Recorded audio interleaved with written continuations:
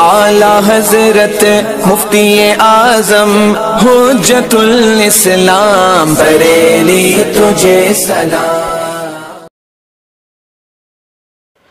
السلام علیکم ورحمۃ اللہ تعالی وبرکاتہ۔ مرکز اہل سنت جامعہ رضویہ منظر اسلام کے یوٹیوب چینل ہم سبق درس نظامی میں آپ کا خیر مقدم ہے۔ پیارے بچوں، جنہوں نے ہمارے چینل کو اب تک سبسکرائب نہیں کیا ہے وہ ضرور سبسکرائب کر لیں اور بیل آئیکن یعنی گھنٹی بھی بجا دیں تاکہ ہر ویڈیو کی نوٹیفیکیشن اطلاع آپ تک اپلوڈ کرتے ہی پہنچ جائے، اور اپنے دوستوں سے بھی شیئر کریں، اور بات پسند آئے تو لائک بھی کیا کریں، اور اپنے قلبی تاثرات کو کمنٹ کر کے بھی ضرور بتائیں۔ اب آپ کے سامنے جامعہ رضویہ منظر اسلام کے ایک اہم استاذ حضرت مولانا مفتی محمد ابراہیم صاحب قبلہ آپ کو نور الانوار کا درس دیں گے۔ آپ ان کے درس کو دھیان سے سنیں۔ بسم اللہ الرحمن الرحیم۔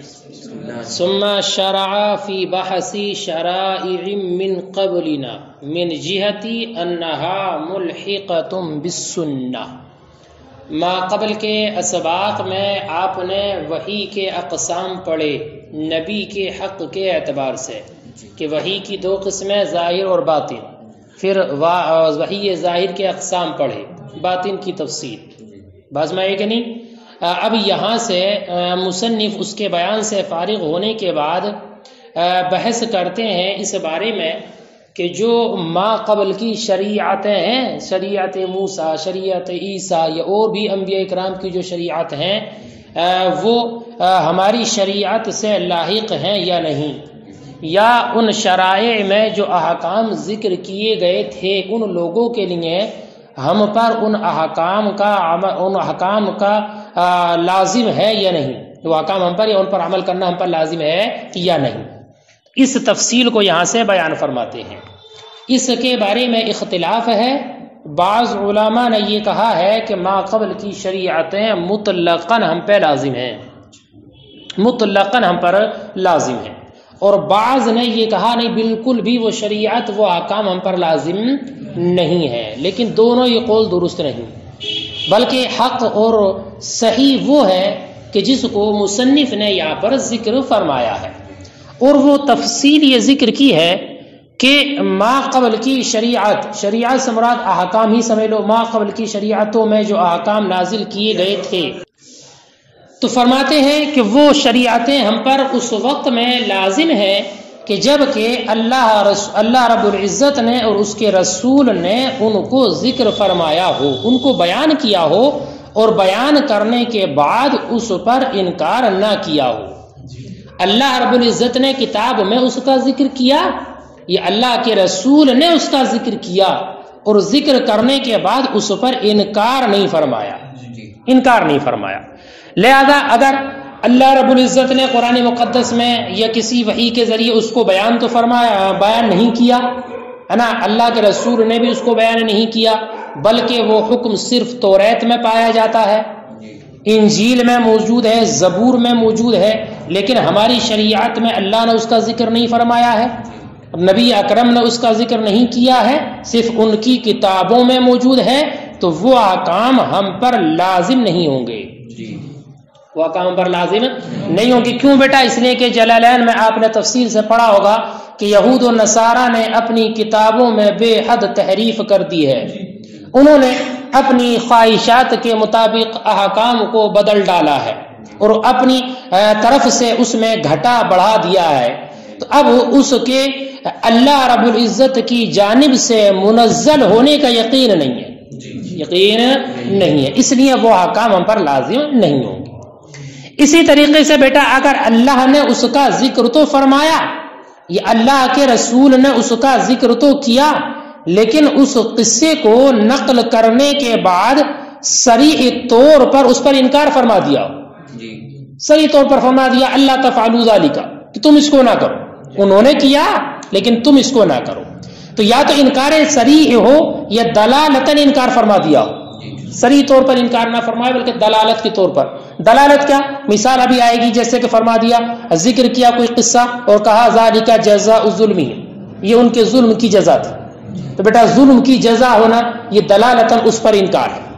یاد ایسی صورت میں بھی کہ جب اللہ اور اس کے رسول نے ذکر کیا ہو اور صراحتاً یہ دلالتاً انکار فرما دیا ہو تب بھی ان احکام پر عمل کرنا ہمارے لیے جائز نہیں ہوگا، وہ ہم پر لازم نہیں ہوں گے. ٹھیک ہے. دیکھو فرماتے ثم شرع فی بحث شرائع من قبلنا، پھر شروع ہوئے مصنف ما قبل کی شریعت کی بحث میں، من جہت اس جہت سے انہا ملحقۃ بالسنہ کہ وہ ملحق ہیں سنت سے، واختلف فیہا اور اس کے بارے میں اختلاف کیا ہے. فقال بعضهم تو بعض علماء نے کہا تلزم علینا مطلقا وہ ہم پر مطلقا لازم ہے، یعنی چاہے ذکر ہو یا نہ ہو.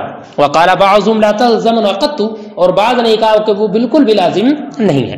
والمختار هو ما ذکره المصنف بقوله اور مختار وہ ہے کہ جس کو ذکر کیا مصنف نے اپنے اس قول کے ذریعے وشرائع من قبلنا تلزمنا اور ما قبل کی شریعت ہم سے پہلے کی شریعت یا احکام ہم پر لازم ہوں گے.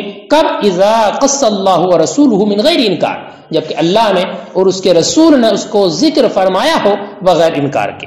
فإنه اذا لم يقص اللہ علینا تو جب اللہ تعالیٰ نے اس کا قصہ ہم پر بیان نہیں فرمایا بل وجدت فی التوراۃ والانجیل فقط بلکہ وہ احکام صرف تورات اور انجیل میں پائے جاتے ہیں. اب بیٹا تورات انجیل اس سے پہلے کی شریعت بھی مراد ہو سکتی ہیں. فقط لا تلزمنا تو ہم پر لازم نہیں ہوں گے. لأنهم حرفوا التوراۃ والانجیل کثیرا اس لیے کہ ان لوگوں نے بدل ڈالا ہے تورات و انجیل کو بہت زیادہ. وادرجوا فیہما احکاما اور ان میں احکام کو درج کر دیا ہے بہواء انفسہم اپنی نفس کی خواہشات سے. فلم یتیقن تو اس بات کا یقین نہیں ہے انہا من عند اللہ کہ وہ اللہ کی جانب سے، یعنی وہی حکم ہے جو اللہ کی جانب سے نازل ہوا تھا. وکذا اور ایسے ہی کیسے یعنی لازم نہیں ہوگا اذا قص اللہ علینا جب اللہ نے اس کا ہم پر قصہ بیان فرمایا ثم انکر علینا پھر ہم پر انکار فرما دیا ہو بعد نقل القصہ قصے کے نقل کرنے کے بعد. اب انکار کیسا ہو؟ صریحا صریح طور پر انکار ہو بألا تفعلوا مثل ذلك کہ تم اس کے مثل نہ کرو. او دلالتا یا انکار دلالتن ہو بأن ذلك كان جزاء ظلمهم بعین طور کے فرمایا ہو کہ یہ ان کے ظلم کی جزا ہے. فحینئذ یحرم علینا العمل بھی تو اس وقت ہم پر حرام ہوگا اس پر عمل کرنا. وہذا اصل کبیر لابی حنیفہ اور یہ امام اعظم کی ایک بہت بڑی اصل ہے. یتفرع علیہ اکثر الاحکام الفقہیہ کہ جس پر اکثر احکام فقہیہ متفرع ہوتے ہیں. بیٹا خلاصہ سمجھ میں آ گیا؟ تو دو صورتیں ایسی ہیں کہ جن میں ہم پر وہ احکام لازم نہیں ہیں. کب؟ کہ جب کہ اللہ اور اس کے رسول نے ذکر ہی نہ کیا ہو یا ذکر کرنے کے بعد انکار فرما دیا. البتہ ہاں اگر اللہ کے رسول نے ذکر کیا ہو اور انکار نہ کیا ہو، اللہ نے ذکر فرمایا ہو اور انکار نہ فرمایا ہو تو لازم.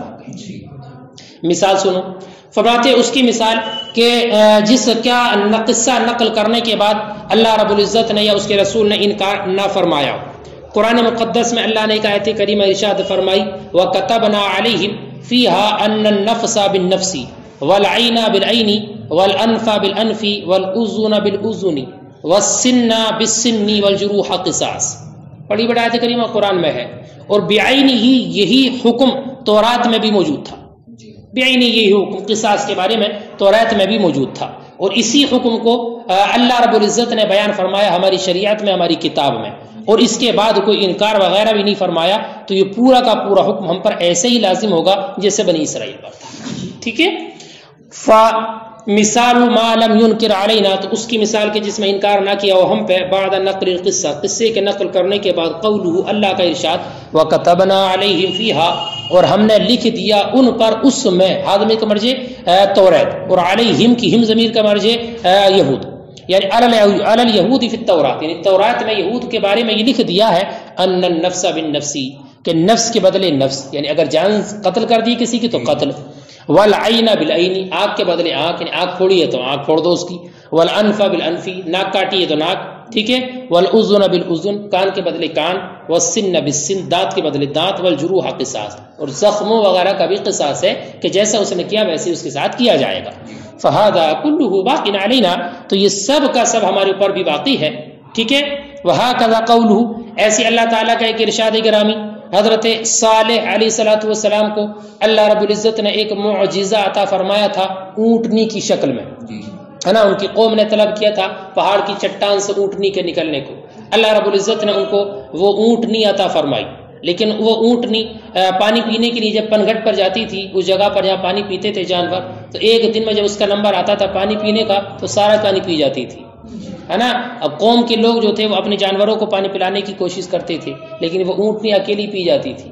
تو اللہ رب العزت نے ان کے درمیان تقسیم فرما دی تھی کہ ایک دن ان لوگوں کے جانور پانی پیئیں گے، ایک دن حضرت صالح کی اونٹنی پانی پیے گی، ان کے درمیان تقسیم کر دی تھی۔ اور قرآن میں اس کا ذکر فرمایا وَنَبِّئْهُمْ أَنَّ الْمَاءَ قِسْمَةٌ بَيْنَهُمْ، انہیں خبر دے دو کہ پانی ان کے درمیان تقسیم ہے کہ ایک دن ان کے لیے، ایک دن ان کی قوم کے لیے، ٹھیک ہے بیٹا۔ تو اب اس کے نقل کرنے کے بعد حضرت صالح کا واقعہ ہے اور اس کا ذکر کیا قرآن میں، اور کوئی انکار بھی نہیں ہے، اس لیے یہ حکم ہمارے لیے بھی لازمی رہے گا کہ اگر کوئی مشترک چیز ہے تو اس میں تقسیم رہے گی، اور ہر ایک اپنی تقسیم کے اعتبار سے، اپنی باری کے اعتبار سے اس کا استعمال کرے گا۔ وَهَكَذَا قَوْلُ، اور ایسی اللہ کا ارشاد وَنَبِّئْهُمْ أَنَّ الْمَاءَ قِسْمَةٌ بَيْنَهُمْ، اور ان کو خبر دو کہ پانی ان کے درمیان تقسیم شدہ ہے، اے بین ناقۃ صالح وقومہ، یعنی حضرت صالح کی اونٹنی اور ان کی قوم کے درمیان تقسیم کر دیا گیا۔ یستدل بہ، تو اس سے استدلال کیا جاتا ہے اس بات پر ان القسمۃ بطریق المحایات جائز، کہ تقسیم بطریق محایات، وہ حصے کے اعتبار سے جائز ہے نا، تقسیم الگ الگ باری وغیرہ یہ حصے کے اعتبار سے یہ جائز ہے۔ وَهَكَذَا قَوْلُهُ، یہ سب ان کی مثال ہے بیٹا جن کا ذکر کیا ہو ما قبل کی شریعت کا اور انکار نہ فرمایا ہو۔ اللہ تعالیٰ نے قوم لوط کا ارشاد ذکر کیا قرآن مقدس میں، کئی جگہ پر اس کا ذکر ہے کہ یہ لوگ عورتوں کو چھوڑ کر مردوں کے ساتھ اپنی شہوت پوری کیا کرتے تھے، لواطت کرتے تھے، ٹھیک ہے۔ تو اللہ نے فرمایا اَإِنَّكُمْ لَتَأْتُونَ الرِّجَالَ، کیا تم آتے ہو مردوں کے پاس شہوتاً، شہوت کے ساتھ، من دون النساء، عورتوں کے علاوہ، یعنی عورتوں سے اپنی ضرورت پوری نہیں کرتے بلکہ مردوں کے ساتھ لواطت کرتے ہو، فی حق قوم لوط، کس کے بارے میں یہ آیت کریمہ؟ قوم لوط کے بارے میں۔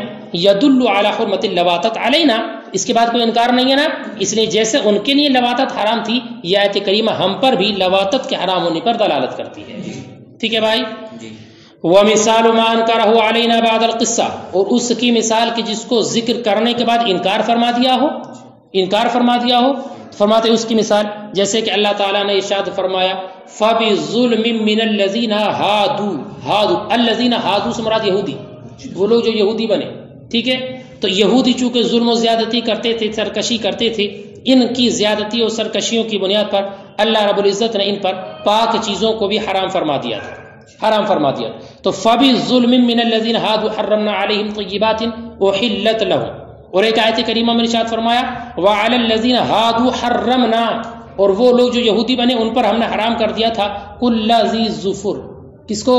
ہر ناخون والے جانور کو، وَمِنَ الْبَقَرِ وَالْغَنَمِ، اور گائے اور بکری وغیرہ میں سے ان کی چربی کو ان پر حرام کر دیا تھا، اس کی تفسیر پڑھ چکے ہوگا، ٹھیک ہے، چربی وغیرہ کو ان پر حرام کر دیا تھا۔ پھر فرمایا آگے اللہ نے ذَلِكَ جَزَيْنَاهُمْ بِبَغْيِهِمْ، یہ ہم نے ان کو جزا دی ان کی سرکشی کی، تو یہ کہنا یہ صراحتاً انکار ہے، ٹھیک ہے۔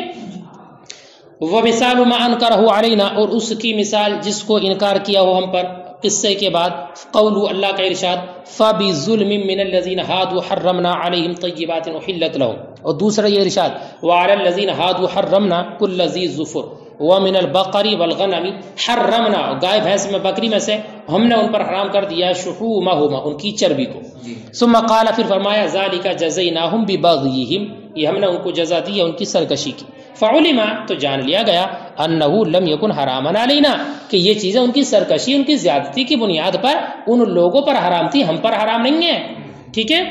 ثم هذه الشرع، اب سنو بیٹا ایک بات، اور آخر میں یہ بیان فرماتے ہیں کہ ہم نے یہ کہا ہے کہ اگر قصے کا نقل کیا ہو اور انکار نہ فرمایا ہو تو وہ ہم پر لازم ہے، لیکن یہ بات یاد رکھنا وہ حکم ہم پر لازم ہوگا اس وجہ سے نہیں کہ توریت میں یا انجیل میں یا ما قبل کی شریعت کا حکم ہے، توریت کا حکم ہے اس وجہ سے لازم نہیں ہے، انجیل کا حکم ہے اس وجہ سے لازم نہیں ہے، یا ما قبل کی کسی شریعت کا حکم ہے جیسے کہ حضرت صالح کا ذکر کیا ان کی اٹھنے کا، اس وجہ سے ہم پر لازم نہیں ہے، بلکہ اس وجہ سے لازم ہے کہ یہ حکم ہمارے رسول کی شریعت کا ایک حکم ہے، ہمارے رسول کی شریعت کا ایک حکم ہے کہ جب اللہ رب العزت نے ہماری کتاب قرآن مقدس میں اس کو ذکر فرما دیا، یا اللہ کے رسول نے حدیث میں اس کا ذکر فرما دیا، تو یہ ہمارے دین کا ایک جز بن گیا، ٹھیک ہے۔